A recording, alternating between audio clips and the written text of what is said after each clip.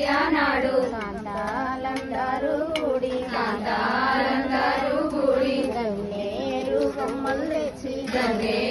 కొమ్మలు తెచ్చి గౌరమ్మ పూజలు చేసి వత్తులు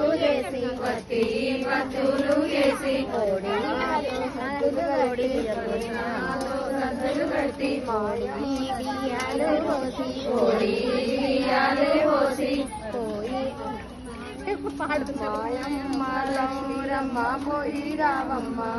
మాయమ్మ గౌరమ్మ పోయి రావమ్మ మాయమ్మ లక్ష్మీదేవి మళ్ళీ రావమ్మ